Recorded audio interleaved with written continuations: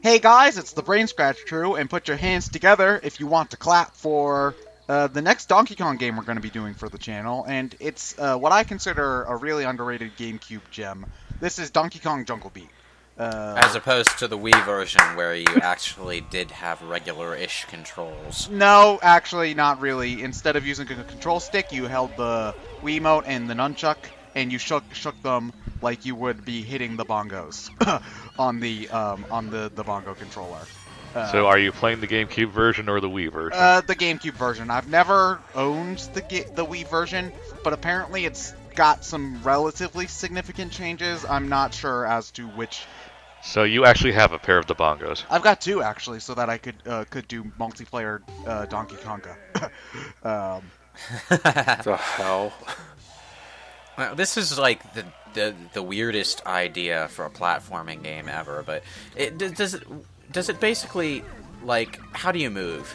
You press you tap on the right bongo to move right, like you go.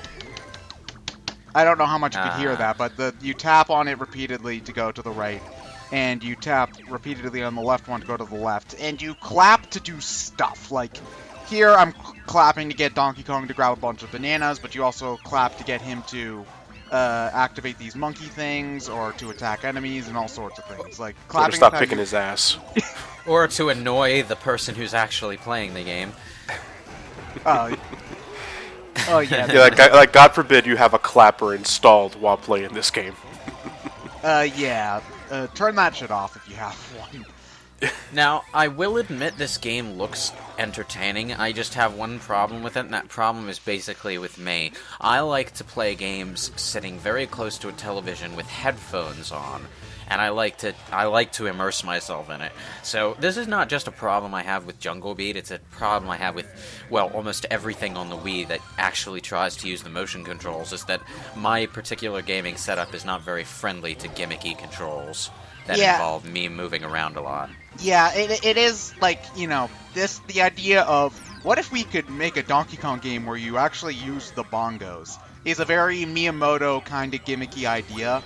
But I think that if you sort of just allow yourself to roll with it, it is, like, some of the best pure fun you can have with the Donkey Kong game, I think. I still much prefer the country games. Well, that's because you don't like new, different things. You just don't get it, Ryan. Yeah. Well, I will say I get where you're coming from. This is probably like the first Donkey Kong game that's, like, honest to God original in its concept. Whereas, you know, Donkey Kong Country is great platforming fun, but it's pretty much just that. It's platforming fun. There's nothing really original to the series. I will say this one came out in like 2005. I think it definitely tail end GameCube stuff, but this is probably, I think, one of the most graphically impressive games on the system. And you can, especially if you've played Galaxy, you can tell that it's the same team that made both games. And I don't. Oh yeah, I'm trying to kill these guys down here for, like, the 3 points that they give me. Yeah. All right. Get on with it. The GameCube does have some really nice looking stuff on it. Like, just in terms of, well, it has less to do with graphical power, although it was a bit better in that regard than the PlayStation 2. But there's always these games on the GameCube library in particular that stick out as graphically great to me. Like, Final Fantasy Crystal Chronicles has, like, the most amazing environments I saw that gen. Hey, slow down there, DK. Jesus Christ. No, like, he's gotta stuff all that crap in his mouth. Bananas are laced with cocaine. I'm sorry, is that a giant gorilla Medusa? No, this is Dread Kong. Oh, I thought those were snakes. They were dreadlocks. Okay. This is one area where I think that Donkey Kong Jungle Beat kind of falls short in, and that's the boss fights.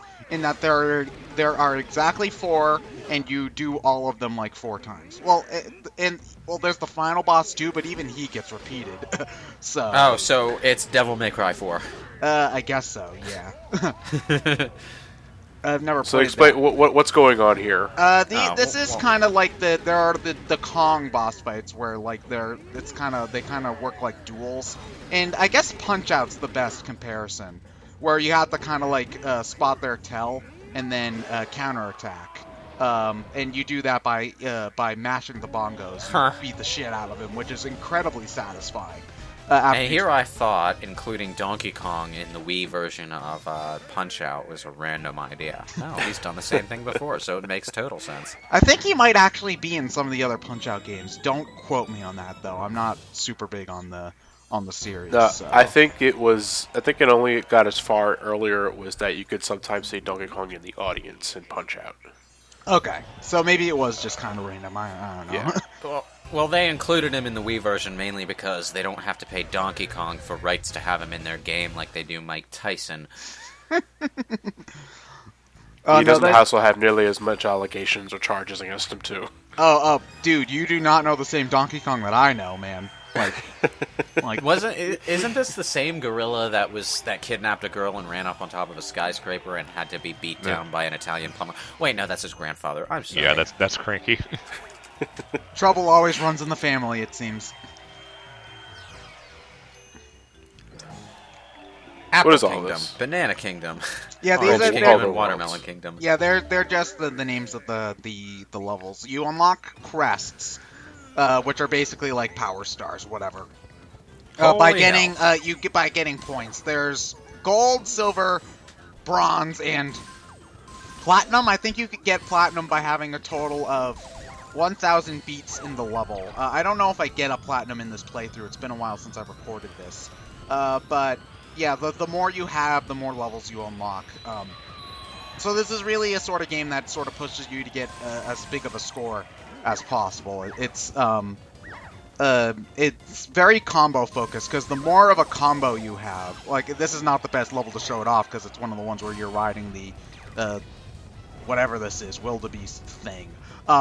But like, if you manage to keep yourself in the air or bouncing around by doing random things, like grabbing onto a bird or doing a wall jump or bouncing off specific stuff, your combo will increase, and thus you'll get a bigger multiplier for every banana you get. So if you're on combo 3, 1 banana will become 3 bananas, and you can get stupidly high combos in this game if you know what you're doing. I'm only okay at this, so I haven't managed to platinum everything in this game before, but watching somebody who's really good at this game is damn impressive.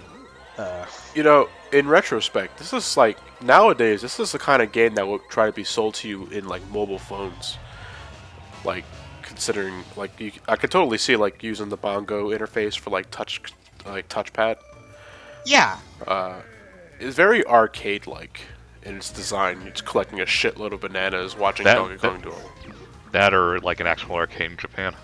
Yeah, that. Now, you are using the bongos for this, though. Right? Yeah, I'm using the bongos. You can plug in a normal controller if you don't have them, but if you do that, instead of, like, holding right to go right, you will have to tap the controller to the right a whole bunch in order to get Donkey Kong to move right. So, if you're going to play this on the GameCube, use the bongos. It's the best way to play it. It's the best way to play that sounds awkward. Yeah. Yeah. Again, it is something that you have to get yourself in the right mindset to do. But if you let yourself go there mentally, then it's a ton of fun. But there are little tricks you can do to increase your combo easily. Like there, I wall jumped before going onto the monkey launcher thingamabob, in order to get myself, instead of going to combo 2, right to combo 3. And there's like specific things like I think you can do like a backflip, which I've never been good at doing. There's all sorts of cool tricks you can do in Jungle Beat that make it just a bunch of fun to play. Oh my god, it's Ho-Oh! No, he's not nearly that cool. These are the rock types of bosses. I never remember like their specific names, but this one's alright. It's not as... Oh, actually, I think it's 12. You need 1,200 beats in order to get the platinum. I'm sorry. So like DK's movements in this game are very fucking erratic. I think it's just supposed to emphasize him being a monkey, and you know. Yeah, it's like one day DK did a shitload of coke and beats everything up in his way. This is your brain. When he does that, this is your brain on bananas. Any questions? when he does that rapid fire headbutting thing, it's kind of like he's channeling the spirit of Woody Woodpecker.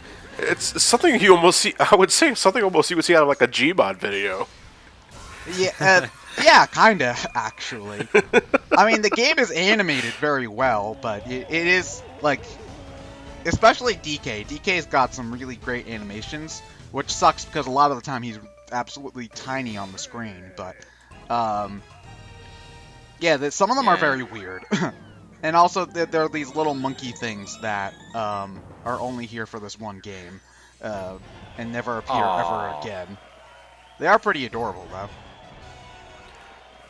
Any other cameos? Or No, this Donkey Kong game is probably the least connected to any other ones because there's no Kremlings, there's no Cranky Kong, there's no Diddy or Dixie or whatnot. It's basically just, I think the plot synopsis or whatever there was in the manuals, basically, one day Donkey Kong just decided to beat the shit out of everyone.